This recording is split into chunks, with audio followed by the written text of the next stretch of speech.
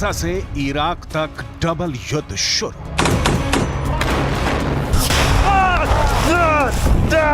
Gaza युद्ध धीरे धीरे मिडिल ईस्ट से लेकर पश्चिम एशिया तक फैल चुका है।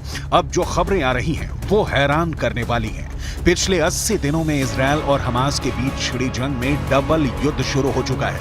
हालात ये हो गए हैं कि एक तरफ गाजा में इजरायली सेना हमास के लड़ाकों से आर पार की जंग कर रही है, जबकि दूसरी तरफ लेबनान बॉर्डर की तरफ से हिजबुल्लाह के लड़ाके इजरायली सैनिकों पर घात लगाकर हमले कर रहे हैं। यहां तक कि हूथी लड़ाकों ने इजरायल के साथ साथ अमेरिकी सैन्य ठिकानों पर हमले बहुत तेज कर दिए हैं। यहां तक कि ईरान के कताइब हिजबुल्लाह लड़ाकों ने इराक और सीरिया में अमेरिकी सैन्य ठिकानों पर रॉकेट से हमले किए हैं, जिसकी वजह से अमेरिकी सेना के होश उड़ गए हैं। हम आपको डबल युद्ध में ट्रिपल अटैक की वो हकीकत दिखा रहे हैं जो आने वाले दिनों में इजरायल और अमेरिका के लिए नासूर बनने जा रही है।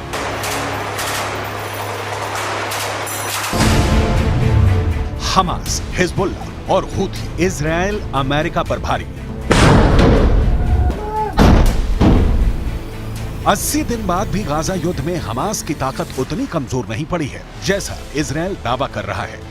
भले ही प्रधानमंत्री नेतन्याहू और उनकी सेना के टॉप कमांडर दावा करें कि इजरायल की आईडीएफ ने पूरे उत्तरी गाजा पर कब्जा कर लिया है, लेकिन हकीकत में अभी भी हजारों हमास लड़ाके इजरायली सेना पर घात लगाकर भीषण हमले कर रहे हैं।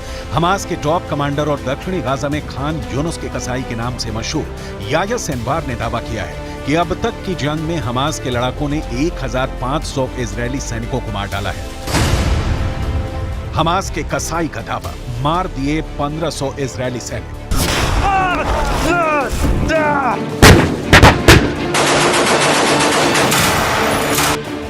गाजा में भले ही इजरायली सेना ने बढ़त बना रखी हो, लेकिन इजरायल के पीएम नेतन्याहू को भी मानना पड़ा है कि गाजा युद्ध में इजरायली सैनिक काफी संख्या में मारे गए हैं, जो हालात को और बदतर बना रहा है। इजरायल खुद मान चुका है कि उसके 475 से ज्यादा सैनिक अब तक जंग में मारे जा चुके हैं।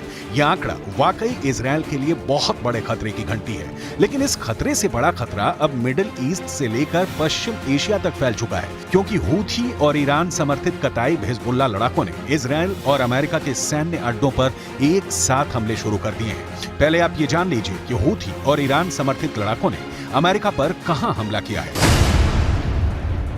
अमेरिका ने यह तो नहीं बताया है कि ईरान समर्थित लड़ाकों ने अमेरिकी सेना पर कब हमला किया था, लेकिन यह जरूर बताया है कि उत्तरी इराक में मौजूद अमेरिका के एरबिल एयर बेस पर ड्रोन से हमला किया गया था। अमेरिका के रक्षा सचिव लॉयड ऑस्टिन के मुताबिक इराक में अमेरिकी सैनिकों पर यह हमला ईरान समर्थित कताइब हिजबुल्लाह के लड़ाकों ने किया था। इराक में ईरान समर्थित कताइब हिजबुल्लाह के लड़ाकों के इस हमले में वैसे तो कई अमेरिकी सैनिक घायल हुए, लेकिन 3 सैनिक बेहद गंभीर रूप से घायल हैं। कताइब हिजबुल्लाह ने अमेरिकी सैनिकों पर ड्रोन से हमले कैसे किए, इसकी जानकारी नहीं दी गई और ना ही घायल अमेरिकी सैनिकों के नाम बताए गए हैं। इराक में कताइब हिजबुल्लाह के हमलों से अमेरिका बौखला गया था। हमास, हिजबुल्लाह और हूथी इजरायल अमेरिका पर भारी। मिडिल ईस्ट से लेकर पश्चिम एशिया तक इजरायल और अमेरिकी सैन्य ठिकानों पर हो रहे हमले साबित कर रहे हैं कि ईरान रूस की शय पर अब जंग में खुलकर कूदने लगा है।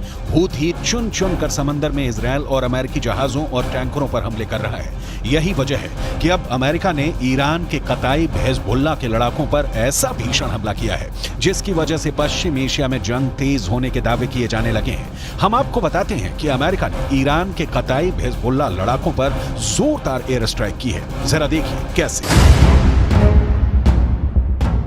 अमेरिकी रक्षा सचिव लॉयड ऑस्टिन के मुताबिक अमेरिकी सेना ने ईरान समर्थित कताइब हिजबुल्लाह पर भीषण हवाई हमले किए हैं। कताइब हिजबुल्लाह पर अमेरिका ने यह हमले इराक और सीरिया में किए हैं। सोमवार यानी 25 दिसंबर को अमेरिकी सेना ने कताइब हिजबुल्लाह पर हमला किया था।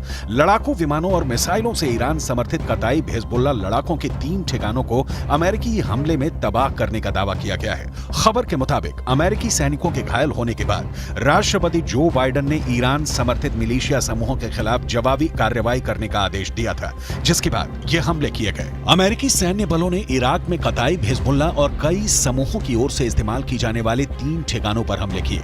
ये सटीक हमले इराक और सीरिया में अमेरिकी अधिकारियों के खिलाफ ईरान प्रायोजित मिलिशिया हमलों का जवाब है। कताइब हिजबुल्लाह सरीखे समूह ने आरबिल एयरबेस पर हमला किया था। इजरायल और अमेरिका इस वक्त मिडिल ईस्ट और पश्चिम एशिया में डबल युद्ध से जूझ रहे हैं। पीएम नेतन्याहू को लग रहा था कि हमास युद्ध विराम इजरायल की शर्तों पर जरूर करेगा, लेकिन अब खबर आ रही है कि हमास के टॉप कमांडर्स ने साफ दावा कर दिया है कि हमास सीज फायर नहीं करेगा और ना ही कोई समझौता, वो आखिरी दम तक जंग करेगा। गाजा पट्टी में इस वक्त उत्तरी गाजा से ज्यादा भीषण जंग दक्षिणी गाजा में चल रही है। हालात ये हो गए हैं कि इजरायल और हमास की जंग थमने की एक और उम्मीद को बड़ा झटका लगा है। 24 दिसंबर को इजरायली मीडिया रिपोर्ट्स में दावा किया गया कि हमास और इस्लामिक जिहाद आतंकी संगठन ने इजिप्ट या कहें कि मिस्र के उस प्रस्ताव को ठुकरा दिया है जिसमें कहा गया था कि अगर ये दोनों संगठन गाजा की हुकूमत किसी तीसरी ताकत को सौंप देते हैं तो इजरायल परमानेंट सीज फायर कर देगा। लेकिन हमास के टॉप कमांडर ने इस प्रस्ताव को पूरी तरह से खारिज कर दिया है। हम आपको हमास नेता याया सिनवार का वो दावा दिखाने जा रहे हैं जिसमें इजरायली सेना को भारी नुकसान का दावा किया गया है।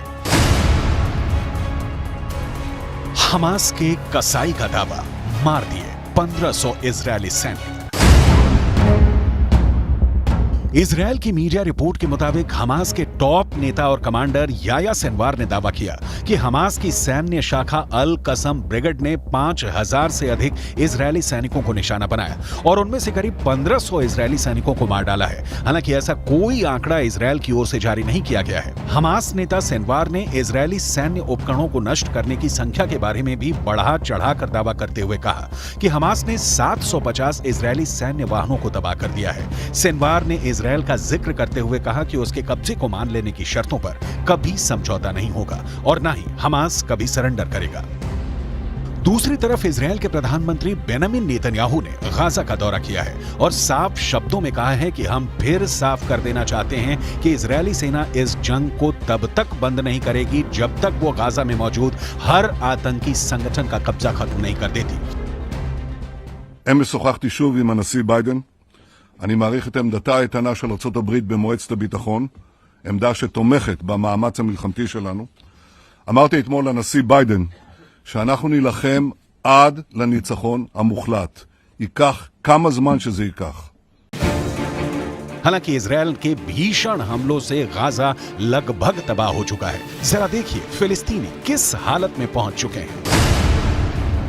इजरायल के ऑपरेशन स्वॉर्ड ऑफ आयरन के तहत इजरायल ने सबसे ज्यादा भीषण हमले उत्तरी गाजा में किए हैं। साल 2023 में गाजा पट्टी में हुए इजरायली हमलों में अब तक 1 लाख से ज्यादा इमारतें गाजा में तबाह हो चुकी हैं।